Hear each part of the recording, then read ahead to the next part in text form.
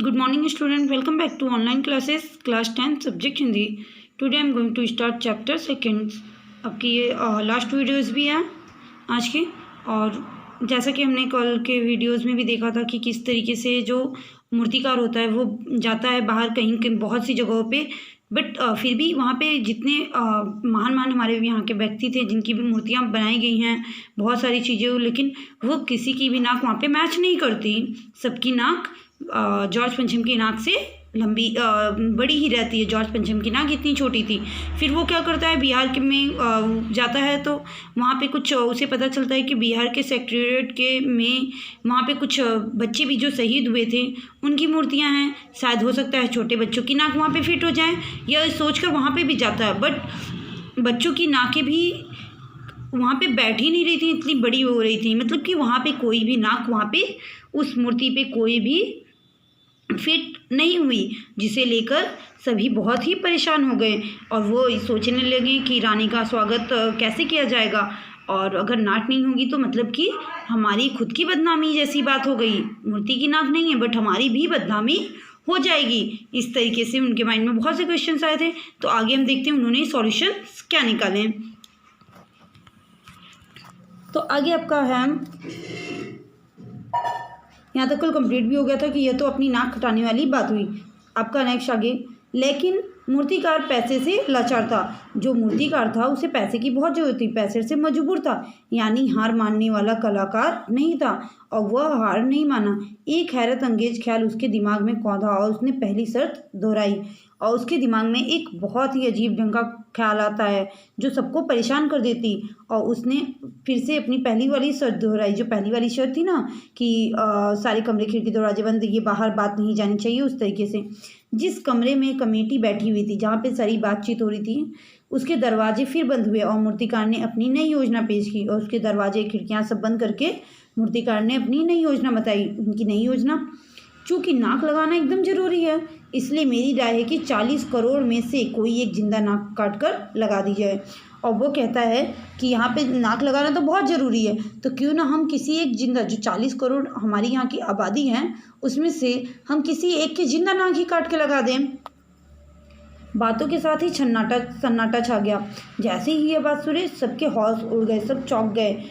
सबके मतलब माइंड में वही बात है कि ये कैसे कह दिया, मतलब सब किसी को कुछ समझ में ही नहीं आ रहा कि क्या कहें। ऐसा सन्नाटा, मतलब सारा शांत माहौल हो गया एकदम। कुछ मिनटों की खामोशी के बाद सभापति ने सबकी तरफ देखा। कुछ देर बाद जो सभापति थे वो सबकी तरफ देखते हैं।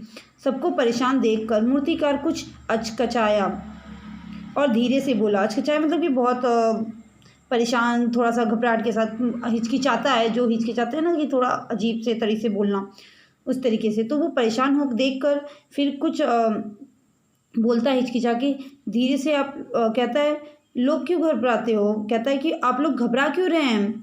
यह काम मेरे ऊपर छोड़ दीजिए, नाक चुनना मेरा काम है, आपकी सिर्फ इजाज़त चाहिए। तो वह कह देता है कि आप लोग परेशान क्यों हो रहे हैं, नाक चुनना तो मेरा काम है, ये मेरे ऊपर छोड़ दीजिए, ये मेरा काम है, मैं ज़रूर इसे कंप्लीट करूँगा, मुझे बस आप लोगों की इजाज़त चाहिए।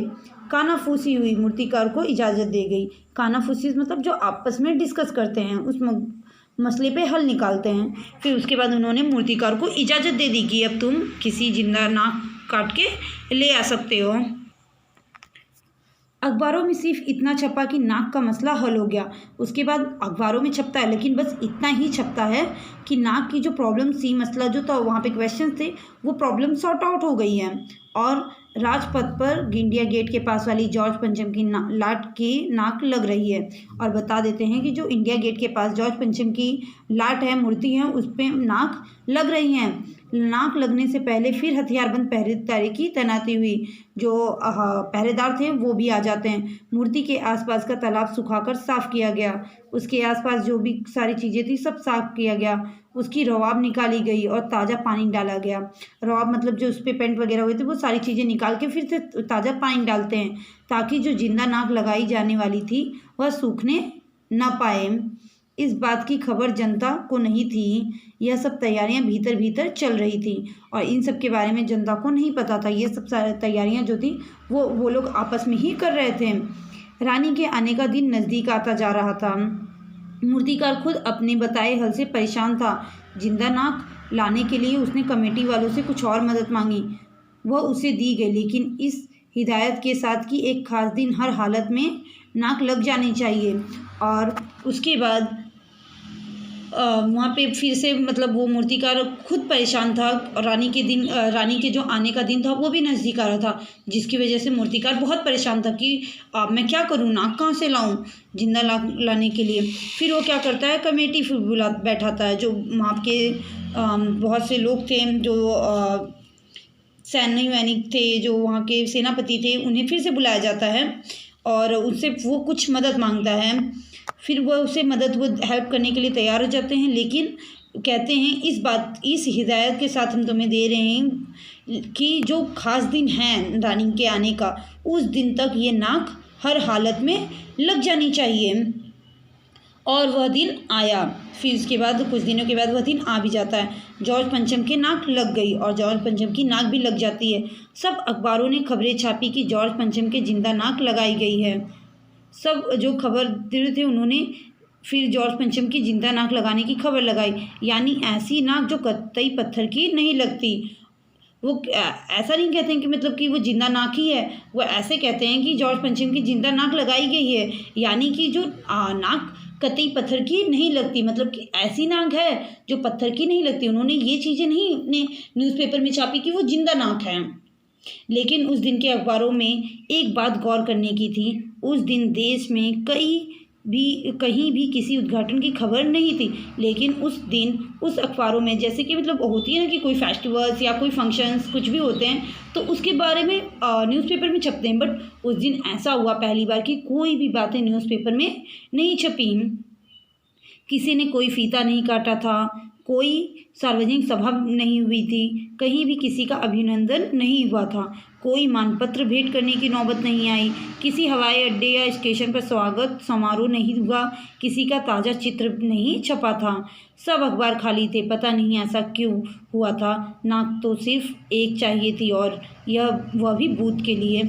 और उसके बाद मतलब कि वो सारी चीज़ें समझ में नहीं आई कि ऐसा क्यों हो रहा है कि कोई भी खबर, कोई भी अभिनंदन या स्वागत की कोई भी फ़ोटो और ना किसी की फ़ोटोज़ कुछ भी न्यूज़पेपर में नहीं छपी गई थी।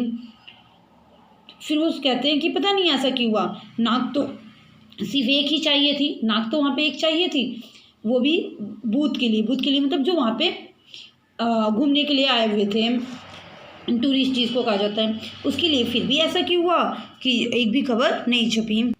तो बेटा आप लोग जानते हैं अखबार में क्यों खबर नहीं छपी थी, तो हम बताते हैं। अखबार में जो खबर थी इसलिए नहीं छपी थी कि कहीं ऐसा ना हो कि हम अगर अखबार में वो खबर छाप देते कि जिंदा नाक लगाई गई है तो बाद में दुनिया में यही बात फैलती कि आज भी इतनी आज़ादी के बाद भी जो हमारे यहाँ के लोग हैं वो सिर्फ अंग्रेज़ों के गुलाम रह गए हैं, कि अंग्रेज़ों के गुलामी के लिए, उनकी खुशी के लिए वो गुलामी ही तो करना हुआ कि उनकी खुशी के लिए किसी की जिंदा नाक काट के लगाना, ये तो बहुत बड़ी बात थी। और इसीलिए ये बात अखबार वालों को बिल्कुल भी नापसंद थी, अच्छी नहीं लगी, कि अगर वो लगी होती तो आज तक क्या कहा जाता कि हम आज़ाद होके भी आज़ाद नहीं हैं। और जॉर्ज पंचम तो कोई एक बहुत अच्छे महान व्यक्ति तो थे नहीं, वो बहुत अच्छे महान व्यक्ति नहीं थे। अगर वो महान होते तो उनकी भी ऐसी कुछ नाकें होती। इससे देखिए जैसे हमें पहले ही पता चल गया था कि वो नहीं थे, क्योंकि हमारे यहाँ के जितने भी सरदार पटेल और गांधी जी, रविन्द्रनाथ, सुभाष बोस, राजा राम मोहन एक्सेप्ट्राज, आज़ाद, बिस्मिल, ये सब कितने महान, उन्होंने हमारे देश की आज़ादी के लिए क्या नहीं किया। तो इनकी नाकें उनसे तो ऊँची रहनी ही थी, उन्होंने तो हमारे देश के लिए कुछ किया ही नहीं, जिससे उनकी नाकें तो नीचे ही रहती, ऊँची तो होती नहीं। तो मतलब कि इसी सब की वजह से उन्होंने इस घटना को, जो ये बात थी जिंदा नाक लगाने वाली बात, उन्होंने अखबार में नहीं छापी थी कि कल को क्या सोचेंगे, पूरी दुनिया हमारे ऊपर क्या कहेगी कि हम आज भी अंग्रेज़ों के गुलाम बन के जी रहे हैं। आई होप कि आप लोग को ये स्टोरी बहुत अच्छी लगी होगी। Next day question answers complete करेंगे।